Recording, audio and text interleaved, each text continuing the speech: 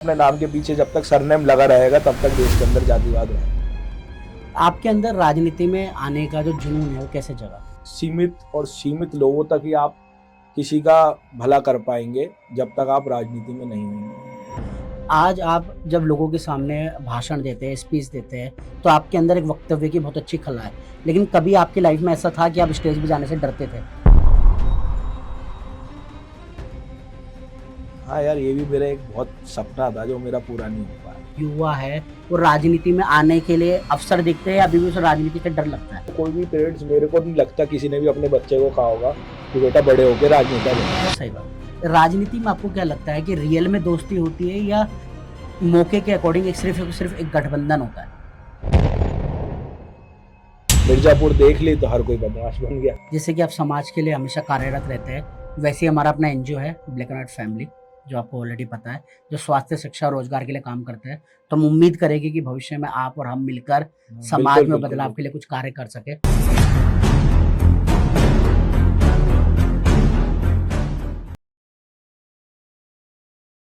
Hello, नमस्ते, अस्सलाम वालेकुम, सत श्री अकाल ब्लैक एंड व्हाइट फैमिली। मैं हूं अंकित सिंह रावत, आपका अपना होस्ट और दोस्त। स्वागत करता हूं आपका अपने ब्लैक एंड व्हाइट शो में, जहां बातें होती है फेस टू फेस, जहां मिलते हैं हम ऐसी शख्सियतों से जिनकी कहानी न सिर्फ प्रेरणादायक होती है बल्कि आपके जीवन को बदलने का दम रखती है। आज हमारे बीच मौजूद है एक ऐसी ही शख्सियत जिन्होंने अपने आत्मविश्वास, साहस और संघर्ष से सफलता की ऊंचाइयों को छुआ है। ब्राह्मण समाज के युवा चेहरा, भारतीय जनता पार्टी युवा मोर्चा के प्रदेश मंत्री मेरे भाई श्री मेहुल प्राशर जी। धन्यवाद जी, आपका स्वागत है शो में। सबसे पहले मैं जानना चाहूंगा, आप अपने प्रारंभिक जीवन के बारे में थोड़ा बहुत बताएं कि आपका जीवन किस तरह से बीता, आपके परिवार क्या करता था, किस तरह का फैमिली है? मैं एक जॉइंट फैमिली के अंदर जन्मा हूँ। मेरे फादर साहब पिछले 30 वर्षों से सोशल वर्क में, समाज सेवा में जुड़े हुए हैं। सिलमपुर के अंदर हमारा निवास स्थान है। मूलतः हम पीछे से हरियाणा तिगांव के हैं। बचपन से ही अपने पिताजी की सामाजिक गतिविधियों को देख के जीवन में आगे बढ़े, सीखा है और उसी चीज़ पे, उन्हीं पदों पे चलने की सोची है। ओके। सिलमपुर जैसा क्षेत्र जहाँ पे मुस्लिम समुदाय बहुसंख्यक है, उस जगह पे आप अपना एक हिंदू समाज को, ब्राह्मण समाज को नेतृत्व कर रहे हो, किस तरह की समस्याओं का सामना करना पड़ता है? सिलमपुर के अंदर हम लोग आज से नहीं, जब से सिलमपुर बसा है तब से हमारी फैमिली रह रही है और उसी टाइम से सामाजिक गतिविधियों में बहुत बढ़ चढ़ कर हम लोगों ने और हमारे परिवार ने योगदान दिया है। जब सिलमपुर की बात आती है तो सिलमपुर को हम अपने परिवार के तरीके से देखते हैं और सिलमपुर हमें अपने परिवार के तरीके से देखता है। तो उसमें हिंदुत्व और ब्राह्मण वाली बात तो कहीं आती नहीं है। 36 बिरादरियों का दुख सुख में खड़े रहने का हमने देखा है, अपने फादर साहब से सीखा है। आज भी सिलमपुर के अंदर कुछ भी बड़ी छोटी जो भी चीज़ होती है उसमें हमारी फैमिली का योगदान रहता है। अब कोरोना काल के अंदर जब राशन वितरण की बात आई जी तो उसमें हमने हिंदू मुस्लिम थोड़ी ना देखा होगा। जी जी। या आज भी घर के सामने थाना है, किसी के सुख दुख में रात में खड़ा होना पड़ता है तो उसमें हम हिंदू मुस्लिम देख के थोड़ी ना जाते हैं। तो इसी चीज़ को सिलमपुर, क्योंकि हमारी पैदाइश है, मेरे फादर साहब की पैदाइश है, तो एक परिवार के रूप में जब जब सिलमपुर वालों को हमारी आवश्यकता चाहिए होती है, हम लोग वहाँ बढ़ चढ़कर अपना योगदान देते हैं। ओके। सिलमपुर की गलियों ने आपको सबसे ज़्यादा क्या सिखाया? वहाँ से आपकी क्या लर्निंग मिली? सिलमपुर से मैंने देखा कि सिलमपुर के अंदर एक, जिसे कहते हैं तालाब के रूप में एक बच्चा होता है ना, मछली जी। एम्बिशंस बहुत है वहाँ के लोगों की, सोच अच्छी है, लेकिन एनवायरनमेंट एक ऐसा क्रिएट हो गया हमारे सिलमपुर में ना कि हम उसकी अच्छी चीज़ों को नहीं बता पाए। मैं जिस गली में रहता हूँ, जहाँ हमारा घर है, जिस ब्लॉक में रहता हूँ, उस ब्लॉक में आधे से ज़्यादा लोग आज भी यूएस में, कनाडा में, कोई मिनिस्ट्री में, सब लोग वेल सेटल्ड है। लेकिन उस चीज़ को हम लोग सिलमपुर वाले, मतलब सिलमपुर को उस तरीके से कभी दिखाया ही नहीं गया जी। आज भी आप हरिदर्शन कंपनी है, कितनी बड़ी कंपनी है धूप बत्ती की, वो सिलमपुर से स्टार्ट हुई। सिलमपुर एशिया की सबसे बड़ी मार्केट है धूप बत्ती के अंदर। सराफा मार्केट चांदी चौक के बाद एशिया की सबसे ज़्यादा वहाँ पे है।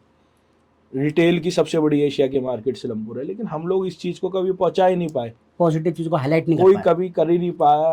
कुछ ऐसे समीकरण और सिम्टम्स ऐसे क्रिएट होते रहे सिलमपुर के अंदर कि सिलमपुर की अच्छाई कहीं पहुंच नहीं पाई और बुराई से सिलमपुर पूरा जगमग हो चुका। ओके। आपके अंदर राजनीति में आने का जो जुनून है वो कैसे जगा? कोई इस तरह की घटना, कोई ऐसा टर्निंग पॉइंट आपकी लाइफ में आया? समाज के लिए भला करने की जो उसकी इच्छा होती है अपने आप राजनीति में उसको ले डूबती है। जी, क्योंकि आप कब तक किसी का भला कर सकते हो? एक सीमित लोगों तक ही आप किसी का भला कर पाएंगे जब तक आप राजनीति में नहीं होंगे। और एक बड़ा बदलाव, बड़ा चेंज लाने के लिए पॉलिटिकली करियर और एक आपकी आवाज़, जो आपका निस्वार्थ भाव है, मेरे ख्याल से अगर आप फुल टाइम दे सकते हैं तो उसे पॉलिटिशियन कहते हैं। जी, अब लोगों ने पॉलिटिशियन की परिभाषा चेंज कर दी। जो लोग अपना सब कुछ छोड़ के 24/7 समाज के अंदर अपना योगदान देना चाहते हैं, लोग उनको पॉलिटिशियन बताते हैं। जी, बल्कि ये तो समाज सुधार का विषय है। हर कोई अगर इस तरीके से अवेयर हो जाए तो हमें ज़रूरत ही ना पड़े। जी। तो यही है, इसलिए अब फुल टाइम राजनीति में। फिर 2014 में जब से छात्र संघ वगैरह और कॉलेज वगैरह में स्टार्ट करा था अवेयरनेस, तब से बढ़ते चले गए और कुछ। ओके। आज आप जब लोगों के सामने भाषण देते हैं, स्पीच देते हैं, तो आपके अंदर एक वक्तव्य की बहुत अच्छी कला है। लेकिन कभी आपकी लाइफ में ऐसा था कि आप स्टेज पे जाने से डरते थे? इस तरह का अनुभव आपने कभी फेस किया है? डरना नहीं, हेजिटेशन तो होती है। उम्र हेजिटेशन। के हिसाब से इंसान के अंदर बदलाव आते हैं, चीज़ें सीखने को मिलती हैं। एक टाइम वो भी था जब कॉलेज के अंदर इलेक्शन की तैयारी करी थी, हम लोग स्कूल से कॉलेज में गए थे। जी, 3 से 4 हज़ार बच्चों को फेस करना होता था, वोट मांगना होता था। जी, जी। हेजिटेशन सबके अंदर आती है, ये तो झिझक होती है, धीरे धीरे ही खुलती है। ओके। पैदा होते ही कौन सचिन तेंदुलकर बन जाता जी, है। जी, जी। वक़्त के साथ सीखता है हाँ इंसान। जैसे आपने बताया जब आप यूनिवर्सिटी गए, आपने एबीवीपी जॉइन की। हाँ जी। तो ये जो जॉइन करने का कारण था, ये उनसे मिलती-जुलती विचारधारा थी या बदलाव की चाह थी? क्या था कारण कि आपने सिर्फ़ एबीवीपी को कॉलेज चूज़ में किया? जाने से पहले हम लोग राष्ट्रीय स्वयंसेवक संघ में काम करते थे, बस्ती प्रमुख थे, स्वयंसेवक थे। तो यकीनन उसी विचारधारा से हम लोग जुड़े हुए थे। जब कॉलेज के अंदर गए तो विद्यार्थी परिषद की आइडियोलॉजी हमें पसंद आई। एक इंडिपेंडेंट आइडियोलॉजी है, उसमें किसी का दबाव नहीं है, किसी पार्टी पॉलिटिक्स का। और स्टूडेंट अवेयरनेस में हर जगह पूरे हिंदुस्तान में आप देखोगे विद्यार्थी परिषद कहीं ना कहीं किसी न किसी रूप में एक्टिव है निरंतर रूप से। अवेयरनेस निस्वार्थ भाव से अगर करती है तो विद्यार्थी परिषद, इसलिए हम स्वाभाविक रूप से हम लोगों का उससे जुड़ना था ही, तो इसलिए हम लोग जुड़े। ओके। एबीवीपी ने एज़ एन इंडिविजुअल आपको कितना बदला? क्या चीज़ें सिखाई? कितना परिवर्तन आया आपके अंदर? आज जो भी परिवर्तन है विद्यार्थी परिषद की वजह से ही है। ओके। विद्यार्थी परिषद में जब हम जुड़े थे एक नॉर्मल मेहुल था, कोई ये नहीं था कि ये कुछ है। उसके बाद छात्र संघ में श्यामलाल कॉलेज में निर्विरोध केंद्रीय पार्षद बना। उसके बाद जिला का संयोजक बनाया गया, मेरे को विभाग का सह संयोजक बनाया। आज जो आप भाषण देने की बात कर रहे हो या 10 जनों के बीच में हम अपनी बात रख पा रहे हैं, उस लायक आप। सब उस विद्यार्थी परिषद के द्वारा हम लोगों को मिला है। और उससे बहुत कुछ सीखने को मिलता है। एक बड़े कार्यक्रम को किस तरीके से आप सफल बना सकते हो, ये विद्यार्थी परिषद में आप रहोगे। झंडे लगाने से, पोस्टर चिपकाने से और मंच पे बैठने तक का सफ़र जो रहा विद्यार्थी परिषद के कारण ही रहा। आज इस लायक, आज पॉडकास्ट देने लायक भी इसीलिए बने जी, हैं कि जी, जी। विद्यार्थी परिषद में वर्किंग करी है। ओके। जैसे दिल्ली विश्वविद्यालय में राजनीति करना, फिर जीतना, इतना लंबा सफ़र जैसे आपने बताया, इस सफ़र में कितना बदलाव आया और क्या आपको जो चीज़ है जो कहते हैं कंटिन्यू रखती है, कि आपको गिव अप नहीं करना कभी? गिव अप यही है, आप अपने दिल से अच्छा सोच के चलो। किसी का बुरा और किसी का रिवेंज और किसी से तुलना और कंपटीशन ना करोगे तो आप अपनी लाइफ में सक्सेस होते चले जाओगे। ये मेरा अनुभव है, जो मैंने देखा है।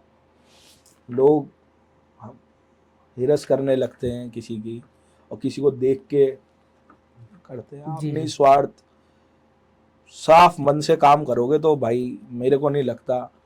अब मैं 2014 में इलेक्शन कॉलेज का जीता, उसके बाद मैंने छात्र संघ की तैयारी करी, मुझे टिकट नहीं मिली, लेकिन मैंने गिव अप नहीं करा। जी, अपना निरंतर लगता रहा लोगों की मेहनत में, अपनी सेवा करने में। तो आपको एक ना एक दिन ज़रूर है कि आप जिस काम पे आप सफलता पे चल रहे हो, प्लेटफॉर्म आपका बढ़िया होना चाहिए, निस्वार्थ और मन साफ होना चाहिए। तो ऊपर वाला ईश्वर भी और आप जैसे भाई भी साथ दे के आपको एक ना एक दिन कामयाब कर ही देते हैं। ओके। जैसे कि हर इंसान की ज़िंदगी में काफ़ी जब संघर्ष करता है, सडनली एक जे कर्व आता है उसकी ज़िंदगी में, तो आपकी ज़िंदगी में ऐसा कौन-सा मोमेंट था जब आपको लगा कि आप अब जनता के या स्पेशली युवाओं के चहेते बन गए? अभी तो जे कर्व आया नहीं है, अच्छा, जिस दिन आएगा तो ज़रूर बताएंगे। तो आपको क्या लगता है कि आजकल के जो युवा है वो राजनीति में आने के लिए अवसर देखते हैं या अभी भी उसे राजनीति से डर लगता है? यार राजनीति को ना हम, चाहे सोशल मीडिया हो, चाहे बॉलीवुड हो, किसी भी तरीके से हम लोग ना राजनीति को आज भी अच्छी तरीके से प्रस्तुत नहीं कर पा रहे। कि एग्जैक्ट क्या मीनिंग है, हाँ, किस आज लिए भी आप टीवी पे देखोगे राजनेता दिखाया जाएगा जो देश का दुश्मन है? जी, होगा, करप्ट होगा। करप्ट होगा और गुंडा होगा। हम्म, हम लोग आज भी राजनीति को और उसकी सच्चाई को दिखा ही नहीं पा रहे हैं। ओके, तो इसलिए जो पेरेंट्स होते हैं, वो कोई भी पेरेंट्स, मेरे को नहीं लगता किसी ने भी अपने बच्चे को कहा होगा कि बेटा बड़े होकर राजनेता बनिए। सही बात। ये बहुत स्ट्रगल का सफर है। इसमें मोड़ मोड़ पे आपको अपनी अग्नि परीक्षा देनी पड़ती है, आपके साथ वालों को अग्नि परीक्षा देनी पड़ती है। और देश में जहाँ, जिस हिंदुस्तान में हम रह रहे हैं, जहाँ की 60% की जनसंख्या यूथ है, और जहाँ युवा राजनीति चेंज कर सकता है, सरकार चेंज कर सकता है, उस देश के अंदर राजनेता, जिन बड़े बड़े राजनेताओं ने बलिदान दे दिया, हम देश के अंदर आज बैठे हैं जिसमें 300-400 साल से हम गुलाम रहे, जी, चाहे कभी मुगलों के रहे हों, चाहे कभी अंग्रेजों के रहे हों। तो उन सब चीज़ों में जिन राजनेताओं ने अपने बलिदान दिया, जिन बड़े बड़े पॉलिटिशियंस की वजह से आज हम लोग जाने जाते हैं, उन लोगों की आइडियोलॉजी को आगे लाना चाहिए और इसको एक अच्छी छवि देनी चाहिए। आज की डेट में बच्चा बड़ा होता है, वो सोचता है नेता है मतलब गुंडा है, जी, जी, जी। करप्ट है। ये सारी चीज़ें में सुधार आएगा तो यकीनन एक दिन देश हमारा अच्छा होगा और हर युवा भागीदारी देगा राजनीति में। ओके, आपका क्या लगता है कि 5 साल की आपने फ्यूचर प्लानिंग क्या की है? 5 साल बाद हम महल पराशर को कहाँ देख सकते हैं? बस अपने पे सुधार की करिए। हम तो जहाँ जाते हैं, जहाँ से सीखने को मिलता है उसको सीखते हैं और अपने अंदर जितना इम्प्रूवमेंट ला सकते हैं लाते हैं। ओके, और अब जो सोच रखा, संकल्प ले रखा है कि मेहनत करनी है, सेवा करनी है, उस पर आगे चल रहे हैं। 5 साल बाद डेस्टिनेशन जहाँ पहुँचाएगी, अपना पहुँचाएगी, हमें अपने निस्वार्थ काम पे लगे चलना रहेंगे। है, हमने ये सोच रखा है। ओके, भारतीय जनता पार्टी में ऐसा कौन सा नेता है जो आपको सबसे ज़्यादा प्रेरित करता है और क्यों? भारतीय जनता पार्टी के अंदर सबसे अच्छा प्रेरणा की बात ही यही है कि वो एक फेस वैल्यू की पार्टी नहीं। ओके, आप मेहनत करेंगे तो अंतिम क्षण पे खड़ा हुआ आदमी पार्टी का चेहरा बन जाता है। जी, तो इस पार्टी से ही प्रेरणा लेने वाली बात होगी। चाहे राष्ट्रीय स्वयंसेवक संघ के अंदर देखा जाए तो वहाँ एक ध्वज को सर्वोपरि माना जाता है। विद्यार्थी परिषद के आप लोगों के अंदर देखोगे तो ज्ञानशील एकता और एक मशाल है, उसको लोगो बना रखा है। और भारतीय जनता पार्टी के अंदर भी आपने देखा होगा कि कमल का फूल हमारा, जी, उसका लोगो है। जिन्होंने उसकी रचना करी हो, जी, जिन्होंने स्थापना करी गई भारतीय जनता पार्टी की, जिन्होंने जनसंघ बनाया, ना तो उनकी फैमिली टू फैमिली चलती आ रही है, या जो लोग मेहनत कर रहे हैं, निष्ठा कर रहे हैं, अपनी मेहनत पे लगे हुए हैं विद्यार्थी भाजपा के अंदर, वही लोग आगे बढ़ते हैं। ओके। जैसे कि आप युवा मोर्चा के हिस्सा है, कई लोगों का ऐसा कहना है कि युवा मोर्चा सिर्फ एक नाम का संगठन है, ज़मीन पे कार्य नहीं करता। इस पे आपका क्या विचार है? ऐसी कोई 2-4 बातें उन लोगों की मेरे को बताओ जिसमें उन्हें लगा हो कि युवा मोर्चा जमीन पे काम नहीं करता, अच्छा, तो फिर मैं आपको बताऊं, उदाहरण दूं। जैसे कई लोग कहते हैं कि युवा मोर्चाओं को मतलब सिर्फ नाम के लिए होता है, भीड़ के लिए, उन्हें क्या बोलते हैं वैल्यू नहीं दी जाती, वो तवज्जो नहीं दी जाती उनको पदों में, टिकट के टाइम पे, इस तरह की चीज़ों पे। देखिए, महाराष्ट्र के सीएम युवा मोर्चा के थे। अनुराग ठाकुर जी जो आज केंद्र में मंत्री हैं, वो युवा मोर्चा से गए। अधिकतर मेरे को लगता है युवा मोर्चा ऐसी विंग है जिसको पार्टी का भविष्य के रूप में देखा जाता है। और कहाँ भागीदारी, आज भी इस बार भी दिल्ली के इलेक्शनों में हमारे साथ के, हमारी टीम के ही थे संदीप शेरावत भाई, आज वो विधायक बने। और कई जितने भी आप हर स्टेट के अंदर देखोगे कि वो मोर्चा, तेजस्वी सूर्या जी राष्ट्रीय अध्यक्ष है, जी, वो युवा मोर्चा से है। पूनम महाजन जी युवा मोर्चा से रही। ऐसे पता नहीं कितने नाम हैं, अरुण जेटली जी की स्टार्टिंग युवा मोर्चा से हुई। पार्टी की शख्सियत और फ्यूचर युवा मोर्चा के अंदर देखा जाता है। जो लोग काम करते हैं युवा मोर्चा में तो उन्हें पता है। र्यूमर्स तो देखो कोई भी इंसान कहीं ना कहीं बनाता ही रहता है। जो पोटेंशियल है तो ग्रो होगा इंसान। बिल्कुल। ओके, जैसे कि आजकल सोशल मीडिया हर चीज़ में इम्पोर्टेंट रोल प्ले करता है और राजनीति में भी कहीं ना कहीं social media important role play करता है और हर किसी के पॉजिटिव एस्पेक्ट भी होते हैं, नेगेटिव भी होते हैं। तो आपको क्या लगता है कि सोशल मीडिया की जो भागीदारी है राजनीति में, ये पॉजिटिव है या नेगेटिव आपके अकॉर्डिंग? आज के दौर में तो सोशल मीडिया की भागीदारी बहुत ही कंपलसरी हो चुकी। जी जैसे एक समय था जब लोगों को सोशल मीडिया के बारे में पता नहीं था, आज जी। की डेट में हर चीज लोग सोशल मीडिया के थ्रू जानते हैं। सही बात। प्रिंट मीडिया, इलेक्ट्रॉनिक मीडिया में बाद में खबर आती है, पहले सोशल मीडिया पे आ जाती है। आप इस प्लेटफॉर्म को अच्छी तरीके से इस्तेमाल करेंगे तो ये अच्छी चीज़ है, अच्छी चीज़ें अवेयर करती है। हर चीज़ के पॉजिटिव नेगेटिव आप सही कह रहे हो होते हैं, लेकिन सोशल मीडिया एक अच्छा प्लेटफॉर्म है आपको अपनी आवाज़ पहुंचाने के लिए। लोगों तक आप आप डायरेक्ट। अपने विचार दिए, आपका इंडिपेंडेंट, आपका स्वतंत्र हो, आप अपने सोशल मीडिया पे कुछ भी डाल सकते हो। जी जी। हमारे देश में फ्रीडम ऑफ स्पीच है, इसका मतलब ये थोड़ी ना है कि आप कुछ भी डाल सही दो। बात, जिम्मेदारी भी होती है साथ में। आप उस पर ये देखो कि आप हर वो चीज़ सोशल मीडिया पे डालो जिसको आप अपने घर वालों को भी दिखा सको, बहुत बढ़िया। आप अपने घर वालों की आंखों में देख के बोल सको और लोग आपसे प्रेरित हो उस चीज़ के लिए। जी सही बात है, इंस्पायर हो या नॉलेज मिले। बिल्कुल। ओके। जैसे कि सोशल मीडिया की हम बात कर रहे हैं और आप सोशल मीडिया में काफ़ी पॉपुलर है, 1 लाख से ज़्यादा आपके फॉलोवर्स हैं। तो आपको क्या लगता है कि 1 लाख से ज़्यादा फॉलोवर्स होना, ये एक भाग्य था, ये लक था, या आपने एक स्ट्रेटेजिकली फॉलो की इन चीज़ों को? नहीं, ये तो लकी मानेंगे, वरना हम लोगों को तो पता भी नहीं था जब हम लोगों ने डूसू की तैयारी करी। जैसे जो लोग आज गाड़ी वाड़ी लेके घूमते हैं, हम उस टाइम पे थे, तब इतना पता ही नहीं था कि सोशल मीडिया पे डालने से कुछ होता है। जी तो भाई लकी कहेंगे और लोगों का प्यार कहेंगे कि हमारी बातें हमने लोगों डालनी चालू करी और लोगों को पसंद आनी चालू। आपके जीवन में कितना परिवर्तन आया? अगर मैं सोशल मीडिया के पॉइंट ऑफ व्यू से देखूँ कि जब आपके मान लीजिए 0 फॉलोवर्स है या आप सोशल मीडिया पे एक्टिव नहीं थे और आज आपके 1 लाख से ज़्यादा फॉलोवर हैं, क्या बदलाव आया? बहुत सी चीज़ें बदलाव आती हैं। पहले कुछ डालने से पहले सोचते नहीं थे, कुछ बोलने से पहले सोचते नहीं थे, अब सोचते। जो 4 भाई सोशल मीडिया के थ्रू हमारे साथ चल रहे हैं, जुड़ रहे हैं, तो बहुत सा देखना पड़ता है कि हमारे सोशल मीडिया के कारण ये 4 हमसे जुड़े हैं, तो इनकी फैमिली भी यकीनन हमको कहीं ना कहीं देख रही होगी। सही बात है। तो हम क्या स्टेप ऐसा लें कि वो 4 से हम 8 बनाएं और 8 से 12, ना कि 4 से 2 पे रह जाए। जी जी, छवि हाँ, बहुत इंपॉर्टेंट रोल हो जाता है। छवि नहीं, आपसे कोई आपके आइडियोलॉजी को पसंद कर रहा है, कोई आपकी व्यक्तित्व को पसंद कर रहा है, तभी कोई आपसे जुड़ रहा है। और रावत जी, मैं ये कहना चाहूँगा कि इंसान की सबसे बड़ी कमाई होती है कि आपने एक मनुष्य अपनी ज़िंदगी में पाया है। हर चीज़ आप खरीद सकते हो। गुड मॉर्निंग सर और गुड नाइट सर भी एक टाइमिंग की तरह होती है। आपके ऑफिस के अंदर कोई वर्क कर रहा है तो 9 से 5 तक ही वो आपकी इज्जत करेगा। आज हम जाते हैं, कोई भाई हमें मिलता है, बड़ा खुश होता है, हम कोई एक्टर वगैरह तो है नहीं जी, वो हमारे काम पे तो हमसे जुड़ा हुआ है, जुड़ा हुआ है और प्रभावित है। हमसे प्रभावित है, तो जी, उसके मान सम्मान में कोई ठेस ना पहुंचे, कोई उसको ये ना बोले कि तू किन लोगों के साथ रह रहा है। सही बात। तो मैं तो कहता हूँ हर इन्फ्लुएंसर को ये सोचना चाहिए कि आपको अगर कोई रुक रहा है, आपसे जुड़ रहा है, तो एक गौरवान्वित महसूस होना चाहिए व्यक्ति को कि हाँ भाई, गर्व से बोले कि हाँ हम रावत जी के साथ हैं। ओके। ब्राह्मण होने पर आपको जैसे कि गर्व है, या कभी कोई ऐसी सिचुएशन महसूस हुई कि आपको दबाव महसूस हुआ कि आप खुलकर किसी मुद्दे पे बात नहीं कर सकते, इस तरह का? ऐसा तो कभी कोई दबाव वबाव तो महसूस हुआ नहीं। अभी तो कास्ट है, जिस कास्ट में जन्म लिया है इसमें तो उसमें और गौरवान्वित महसूस होना चाहिए। इसमें दबाव वाली बात क्या है? अगर कोई इंसान अपनी कास्ट पे प्राउड नहीं फील करेगा तो अपने क्षेत्र पे नहीं कर पाएगा, अपने देश पे नहीं कर पाएगा, तो उसे इंसान होने का क्या फायदा गई? अब ये तो ऐसा सवाल हो गया ना जो अपनी पहचान पे। कि आपको अपने फादर का नाम बताने में शर्म आ रही है क्या? जी सर। और हमारी कास्ट ने कभी कोई ऐसा काम तो करा नहीं है जो जी। हमें दबाव या बेइज्जती महसूस होगी।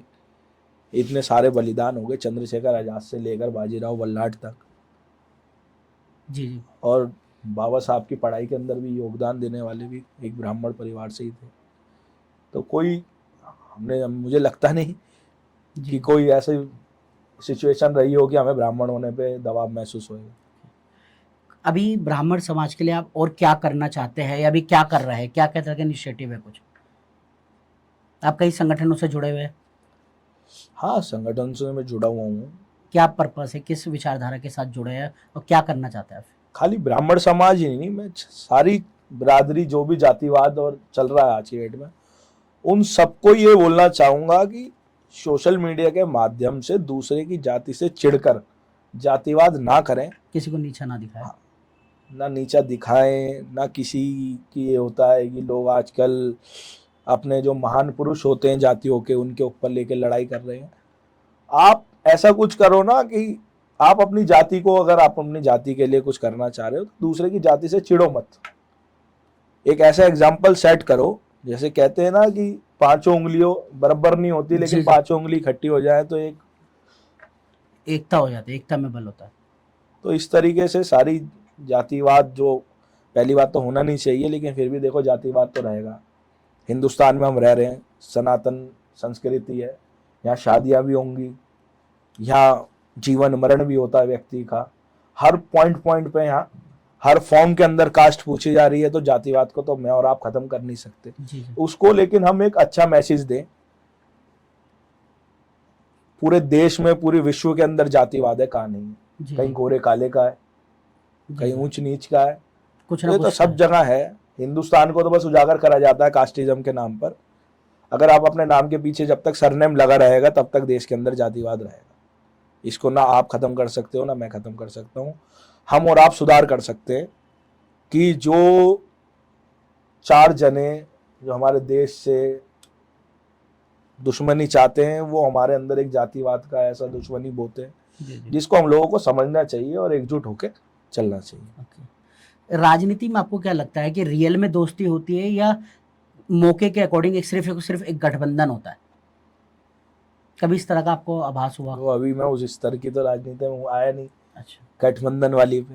जैसे अब सोशल लेकिन मीडिया। मैंने अपने जीवन के 10-12 साल में मैंने देखा है, दोस्त होता है तो होता ही है, फिर ओके, आंखों से पता लग जाता है जो व्यक्ति आपसे, और जो स्वार्थी व्यक्ति होएगा वो तो हर जगह, जिसको स्वार्थ होगा आपसे, देखो हर किसी ना किसी का कहीं ना कहीं स्वार्थ होता ही है। जी जी। लेकिन राजनीति में फिर भी लोग अपनी यारी दोस्ती निभा देते हैं। कॉर्पोरेट सेक्टर और चंद थोड़े दिन के लिए लाइमलाइट के लिए बड़ी बड़ी जगहें देखी हैं हमने, जहाँ यारी दोस्ती टूट जाती है। और फिर भी राजनीति एक ऐसा प्लेटफॉर्म है जहाँ पे दोस्ती की मिसाल दी जाती है। ये तो ओके। जैसे कि राजनीति में कहीं ना कहीं, जैसे आपने ऑलरेडी बोला कि उसकी छवि को धूमिल किया जाता है, हमें मीडिया में या सोशल मीडिया में गलत तरीके से रिप्रेजेंट किया जाता है। तो आपको क्या लगता है अगर राजनीति में कोई एक ईमानदार शख्स आता है तो ये उसके लिए प्लस पॉइंट होगा या प्रेशर के कारण, सिस्टम के कारण उसे दबा दिया जाएगा, उसके लिए नेगेटिव पॉइंट होगा? मोदी जी से बड़ा उदाहरण तो कोई हो नहीं सकता। करप्शन खत्म कर दिया हमारे देश के अंदर। व्यक्ति के व्यक्तित्व के ऊपर होना चाहिए कि आप क्या करना चाहते हो देश के अंदर, क्या मैसेज देना चाहते हो। ये तो एक इंटेंशन होती है एक इंसान की। ओके। कहीं ना कहीं एक इंसान पे जब शक्ति आती है तो कहीं ना कहीं वो अहंकार हो जाता है उस इंसान को। तो इस तरह की सिचुएशन कभी आपके साथ रही हो कि आपको लगा हो कि आप इगोइस्टिक बने हो? रावत जी, मैं कोई तो इस आज तरह। भी घर से निकलता हूँ तो धरती का माथा चूम के निकलता हूँ। मेरे फादर साहब ने कहा जब भी घर से निकला करो तो ज़मीन चूम के निकला करो। और कभी भी आज तक अपनी लाइफ में कभी ऐसा कभी मन में भी नहीं सोचा कि किसी कभी ईगो वाली बात आए। इंसान का मतलब पूरा हो जाता है तो उसका बोलने का रवैया बदल जाता है। जी जी। ये तो सामने वाला बताता है कि ये ईगो में बात कर रहा है। कल तक जिन लोगों को हम बहुत प्यारे लगते थे, आज वो हमारी बात को ईगो बोल देंगे। जी जी। और जिस प्रोफेशन में हम लोग हैं, या जो प्रोफेशन है एक सोशल वर्कर का जो प्रोफेशन होता है, या एक सामाजिक आदमी का, या एक पॉलिटिशियन का, उसमें उसे सारी ज़िंदगी क्या चाहिए होता है? साथ। जनता, जी लोग, सबका साथ, सबका प्यार। ये तो कोई ऐसा प्रोफेशन ही नहीं है कि मैं जी जी। एक जगह पे जाके सीमित हो गया। सही बात। ये तो जितना आगे बढ़ोगे और उतनी ज़्यादा जर्नी और उतनी ज़्यादा उतना मेहनत। लोगों से कनेक्ट होना तो पड़ेगा। जो लोग इस ऐसे में आती है, लोगों के अंदर ईगोस्टिक हो जाते हैं लोग, अहंकार आ जाता है। और अहंकार तो रावण का नहीं रहा, तो हम तो मनुष्य हैं। अहंकार ना आना चाहिए और ना ही करना चाहिए। और आया तो टिकेगा तो है। रावण का ही नहीं जी, टिका जी, तो जी। हम कौन थे? वो तो तीनों लोग का राजा था, उससे बड़ा ज्ञानी कौन था? जी। जैसे कि हर राजनीतिक दल लगभग कहता है युवा सशक्तिकरण की बात करता है, आपके अकॉर्डिंग युवा सशक्तिकरण क्या है? युवा सशक्तिकरण आज की डेट में दिल्ली यूनिवर्सिटी मेरे को लग रहा है एक लौता एक प्लेटफॉर्म रह गया जहाँ पे युवाओं को अपनी आवाज़ और अपनी इम्प्रूवमेंट और दूसरे इलेक्शन के द्वारा अपने आप को, अपनी छवि को सुधारने के लिए या बढ़ावा देने के लिए मौका मिलता है। धीरे धीरे अधिकतर हर जगह के इलेक्शंस बंद हो चुके।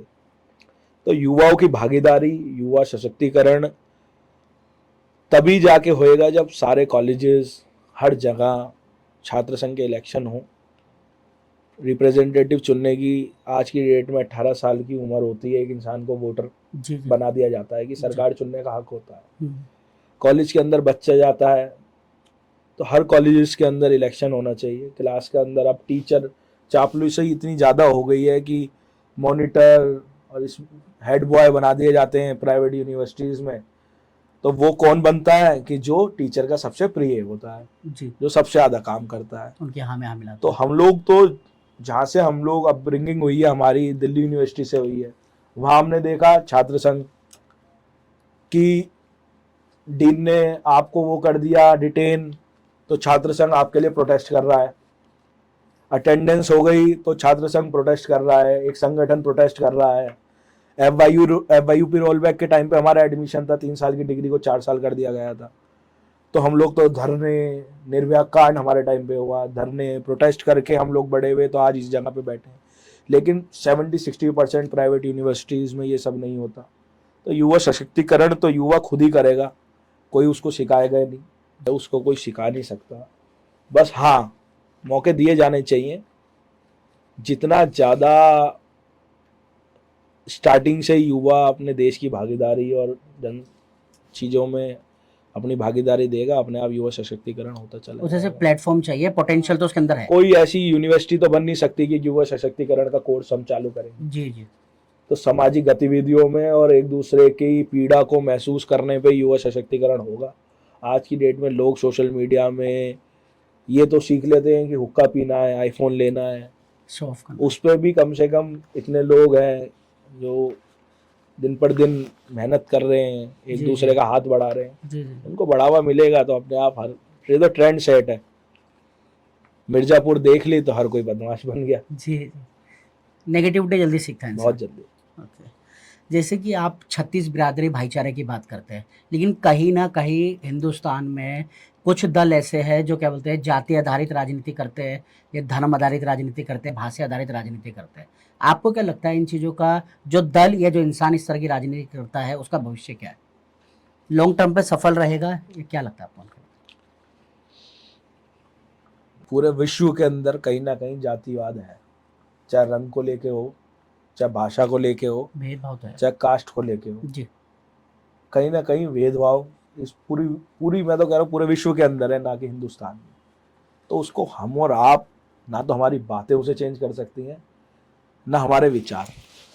हमसे अपने आप को बदलाव ला सकते सिर्फ आप अपने अंदर पोटेंशियल से अपने आप को चेंज कर सकते हैं। ज़्यादा से ज़्यादा आप अपने एक दोस्त को बता के उसके अंदर ला सकते हैं, उस मन की किसी ने नहीं जानी।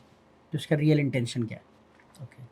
आज राजनीति में होने के, आप राजनीति में है, आप सोशल मीडिया में इतने पॉपुलर है, आपको क्या लगता है, आप अपने आप को क्या मानते हैं कि युवा नेता या समाज सेवक, क्या मानते हैं, कैसे परिभाषित करेंगे आप? मेरे मानने से थोड़ी ना कुछ होगा। फिर भी कुछ आपकी जो डेफिनेशन। जो लोग मुझे फॉलो कर रहे हैं, जी जो लोग मेरे साथ चल रहे हैं, उनके दिमाग में मेरे लिए क्या इमेज है, वो सबसे ज़्यादा मानने वाली बात है। मेरे अपने मानने से क्या होता है। लोग किस तरह का फीडबैक देते हैं आपको, कि क्या बोलते हैं आपसे, आपकी किस क्वालिटी से वो इंस्पायर होते हैं? इतने लोग आपसे जुड़ते जा रहे हैं, क्या बोलते हो आपको जब वो आते हैं मिलते हैं आपसे, एक अननोन इंसान?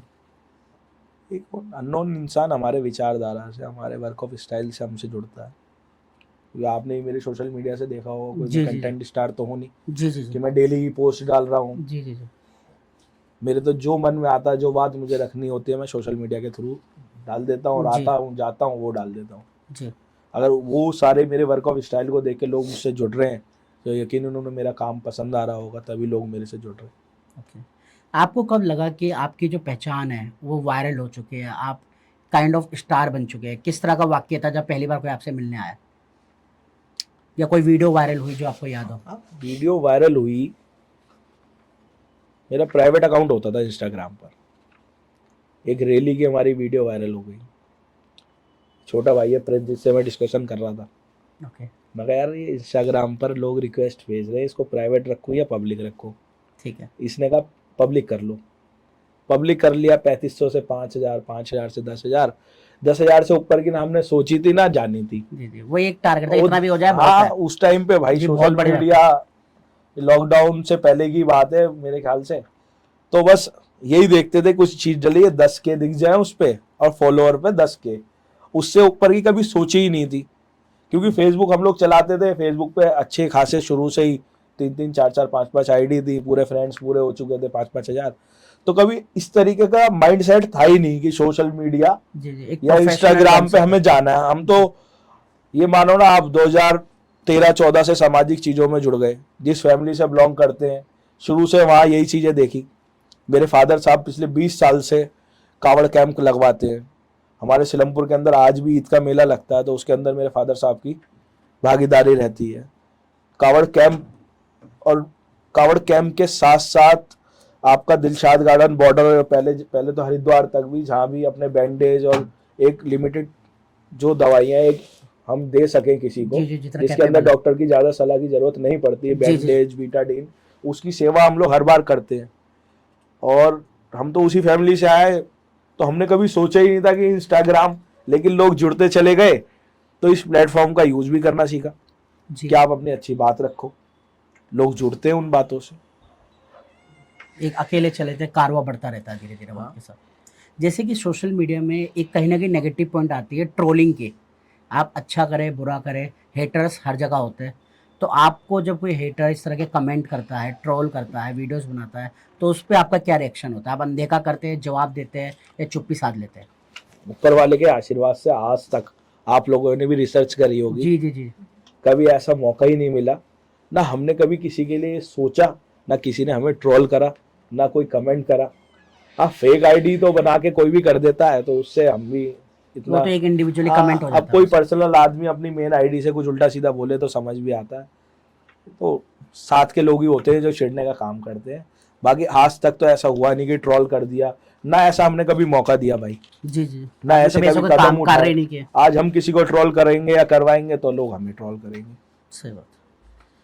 अगर इस तरह का वाक्य किसी और के साथ हो रहा है, जैसे आजकल का युवा जो है सोशल मीडिया में जल्दी प्रसिद्ध होने के चक्कर में किसी भी तरह की हरकतें करता है, फिर जो ट्रोल होता है तो कहीं ना कहीं डिप्रेशन में या सुसाइडल अटेम्प्ट्स भी करता है। आजकल तो लोग फेमस ही ट्रोल के कारण हो रहे हैं। जी जी। तो आप सोशल मीडिया में देखो, 50% से ज्यादा लोग तो ट्रोलिंग के कारण चाहते हैं कि कोई ना कोई ऐसी बात होए, उनकी रोस्ट अपनी करे, पीआर ट्रोल एजेंसी, करे। खुद की पीआर एजेंसी से लोग कहते हैं कि मेरे को रोस्ट करा जाए, ट्रोल करा जाए, जिससे कि मैं फेमस हूँ। सही बात है। सोशल मीडिया पे लोग फेमस होने के लिए कुछ भी करने को किसी तैयार भी है। हद तक जा हाँ। सकता है। ओके। सपोज आप डूसू प्रेसिडेंट होते, तो युवा छात्रों के लिए आप किस तरह के कुछ स्टेप्स लेते? हाँ यार, ये भी मेरा एक बहुत सपना था जो मेरा पूरा नहीं हो पाया। बहुत सारे स्टेप्स थे अपने लेते। जिस टाइम पे हम लोग छात्र संघ या दिल्ली यूनिवर्सिटी में पढ़ते थे, ऑफलाइन फॉर्म भरे जाते थे। जी बहुत सी चीज़ें थी, ड्यू स्पेशल बसेस बंद हो चुकी थी, कि 90s 80s में चलती थी, और एक ऐसा कल्चर सेट हो चुका था कि प्रैक्टिकल के नंबर के लिए, अटेंडेंस के लिए बहुत सी चीज़ें चेंज करते। अब जब मौका ही नहीं मिला तो एक, लेकिन ये मेरा एक सपना था पहला अपनी लाइफ का, जी जी। कि डूसू के अंदर, वो मेरा नहीं पूरा हुआ। इस बात का मेरे को हमेशा गम रहेगा, लेकिन आगे करेंगे, एक ना एक दिन भगवान ने चाहा सारी चीज़ें पूरी करेंगे। जरूर करेंगे आप। जैसे कि एक होता है कि कहीं ना कहीं जब एक पारिवारिक विरासत मिलती है, तो उस इंसान के ऊपर एक दबाव होता है। जैसे हम कहते हैं कि सचिन तेंदुलकर का बेटा सचिन तेंदुलकर इसलिए नहीं बन पाता, कहीं ना कहीं लोगों की एक एक्सपेक्टेशन होती है। और आप एक सामाजिक परिवार से बिलोंग करते हो जो हमेशा सामाजिक कार्यों में आगे रहता है। तो आप पे इस तरह के कभी प्रेशर रहा कि आपको उस उम्मीदों पे खरा उतरना है? मैं ना सामाजिक फैमिली से आया हूँ, मैं किसी नेता का तो बेटा हूँ नहीं कि मैं मंत्री जी का लड़का हूँ जी तो मुझे मंत्री ही बनना है। जी। मैं तो अपने फादर की वर्किंग ऑफ स्टाइल देखा, समाज में सेवा करने का उनका भाव स्वेच्छा से देखा। जी। तो मैं तो अपना, मतलब ऐसा कोई प्रेशर कभी रहा ही नहीं। आपको उनसे कभी? सीख के अच्छा लगा कि यार ये इतनी मेहनत करते हैं और निस्वार्थ करते हैं। ओके। मेरे फादर 87 में यूनिवर्सिटी में पढ़ते थे, उसके बाद से सिलमपुर जैसी जगह पे हम रह रहे हैं, जिसको हिंदू मुस्लिम एकदम गढ़ बना रखा है लोगों, और वहाँ पे मेहनत करनी, समाज सेवा करनी, तो कभी प्रेशर क्रिएट होने वाला ऐसा मौका ही नहीं आया कि कभी दबाव महसूस हुआ हो। हमने तो उनसे सीखा है, वो 2-4 बातें कहते हैं, कभी किसी के पेट पे लात नहीं मारनी चाहिए, पैसा तो हर कोई कमा लेता है, जी। अपनी मेहनत करे जाओ। इज्जत कमाना, नाम हाँ, कमाना बड़ी बात होती है। मान सम्मान कभी किसी की होता है, जिसके घर बैठो उसके घर में कभी बुरा मत देखो। तो उन्हीं सारी चीज़ों को लेके अपना आगे बढ़ रहे हैं और उस पर चल रहे हैं, और भाई खरे भी चल रहे हैं। और ईश्वर से यही चाहेंगे कभी ऐसा कोई मौका भी ना आए कि अपने माँ बाप या अपने घर परिवार का नाम डुबाने का कभी जी। कि खड़ा होना है कि बदनामी महसूस हो। जैसे कहा जाता है कि हमेशा इंसान को अपनी तैयारी पूरी करते हुए चलनी चाहिए। अगर सपोज आपको कल एमएलए का टिकट मिले और इलेक्शन है, तो आपको लगता है आज आपकी उतनी तैयारी पूरी तैयारी है कि आप उस इलेक्शन के कल लिए मिलेगा ही नहीं ना, नहीं इलेक्शन ही 5 साल बाद जी होगा। जी जी वो तो है। फिर ये आपकी तैयारी आपको क्या लगता है कि जमीन पे आपका जनाधार बेस क्या है? जमीन पे ही काम कर रहे हैं अभी तक तो। शुरू से फिर भी क्या बोलते हैं राजनीति में कोई एम हो कि क्या बोलते हैं कोई महत्वाकांक्षा हो आपकी किसी पद की? पद की महत्वाकांक्षा तो कभी थी नहीं। जैसे आपने बात करी एक सपना था डूसू का, वो मिला नहीं, Okay. उसके बाद भी निरंतर काम कर रहे हैं। जी जी जी और अब इतना समझ आ गया कि आप अपनी मेहनत करो, पद बहुत छोटी चीज़ है, आपकी मेहनत रंगत लाती है। आज आप अभी बात बता रहे थे, आज 1 लाख लोग हमसे जुड़े हुए हैं। जी हमारी उम्र के कितने पॉलिटिशियन जो लोग पद पे बैठे हुए हैं। उनके भी नहीं इतने जानते नहीं लोग कई लोग। नहीं, बात क्या है, एक वो सोच ही नहीं रख रखी ना कि पद ही चाहिए। जी जी मैं समझ रहा हूँ। काम में है। संघ के बस्ती प्रमुख थे, वहाँ से विद्यार्थी परिषद में आए, श्यामलाल कॉलेज से विद्यार्थी परिषद से चुनाव जीते। 10-20 वर्षों में पहली बार विद्यार्थी परिषद उस टाइम जीती थी। 3 साल खेल सचिव रहे दिल्ली विश्वविद्यालय के। नेशन फर्स्ट और आपका नशा मुक्त पर्यावरण मुक्त का जिला संयोजक बना मैं पहली बार। नशा मुक्त के लिए 2015 में मैराथन करी थी बारिश के अंदर।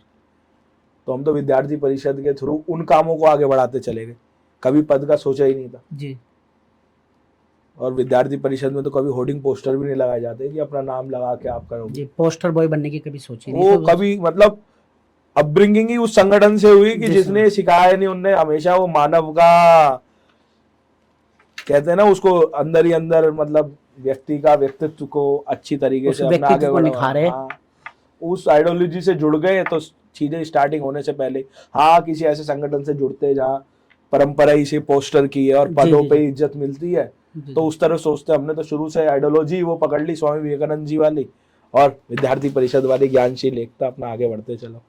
बहुत बढ़िया। जैसे कि आप समाज के लिए हमेशा कार्यरत रहते हैं, वैसे ही हमारा अपना एनजीओ है ब्लैक एंड व्हाइट फैमिली, जो आपको ऑलरेडी पता है, जो स्वास्थ्य शिक्षा और रोजगार के लिए काम करते हैं। तो हम उम्मीद करेंगे कि भविष्य में आप और हम मिलकर समाज में बदलाव के लिए कुछ कार्य कर सके। अब लगभग हम अपने समापन की ओर है। हमारा लास्ट एक सेगमेंट होता है जिसमें क्या होता है आप दर्शकों को कोई गोल्डन एडवाइस देते हैं। आप वैसे काफ़ी कुछ सिखा चुके हो, अगर युवाओं को आपको कोई एक मैसेज देना हो तो युवाओं को आप क्या मैसेज देना चाहेंगे? मैं अपने थ्रू युवाओं को एक ही मैसेज दे पाऊंगा और देना चाहूंगा कि जो भी करो दिल से करो। सोशल मीडिया पे ना तो व्यू बढ़ाने के लिए बोलो, ना लाइक बढ़ाने के लिए बोलो। आप अपने दिल से भाईचारा निभाना है तो दिल से निभाओ। किसी से दुश्मनी अगर तुम्हें करनी है, चिढ़ रहे हो, तो मतलब हर चीज ना एक रियलिस्टिक तरीके से करो। सिर्फ और सिर्फ फॉलोअर्स बढ़ाने के लिए सोशल मीडिया का इस्तेमाल मत करो। जेन्युइन सोशल मीडिया एक ऐसा प्लेटफॉर्म है जो रातों रात आपको और आपके फॉलो करने वाले लोगों को एक मैसेज देता है आपके थ्रू। आप जितना अच्छा मैसेज दोगे उतना ही बढ़िया रहेगा। और रियलिस्टिक हो जाओ, इस धुंधली दुनिया से आगे बढ़ो। क्योंकि मैंने देखा है लोग वीडियोस पे तो बहुत भाईचारे की बात करते हैं और जब एक सीमित ग्रुप तक ही रहते हैं। सही बात। तो अगर भाईचारा और 36 बिरादरी की बात करते हो तो वो आपकी बॉडी लैंग्वेज में और आपकी डेली रूटीन में भी दिखना चाहिए। एक रियलिस्टिक लाइफ को अपनी रील स्टाइल पे डालो, ना कि रील पे कुछ और हो और रियल में कुछ और। ऑथेंटिक बने, जेन्युइन बने। अपना जो है कोई ज्यादा दिन तक टिकती नहीं है ऐसी चीजें ना। फेक कब तक करेगा इंसान। बाकी कैसा लगा आपको शो में आकर? कोई कमी वगैरह रही हो तो उसके लिए क्षमा चाहते हैं हम। बाकी आप बताओ, हमारे लाइक हमसे कोई कमी वमी तो नहीं? नहीं, आपने तो बहुत अच्छा दिया, आपने कीमती वक्त दिया अपना। बाकी आज के एपिसोड में इतना ही था और मेहुल भाई ने अपने संघर्षों को आपके साथ साझा किया, अपनी सीख को आपके साथ साझा किया, आपको कई तरह की सलाह दी। और आपको इसे सिर्फ और सिर्फ एक पॉडकास्ट के नज़रिए से नहीं देखना, बल्कि इन चीज़ों को देखकर समझकर सीखना है और जीवन में एक बेहतर इंसान बनना है। समाज को एकता बनाए रखने के लिए कार्य करने हैं, अपने माँ बाप को प्राउड फील कराना है। मिलेंगे बहुत जल्द एक और पावरफुल और इंटरेस्टिंग शख्सियत के साथ। तब तक के लिए love you all, respect you all, धन्यवाद।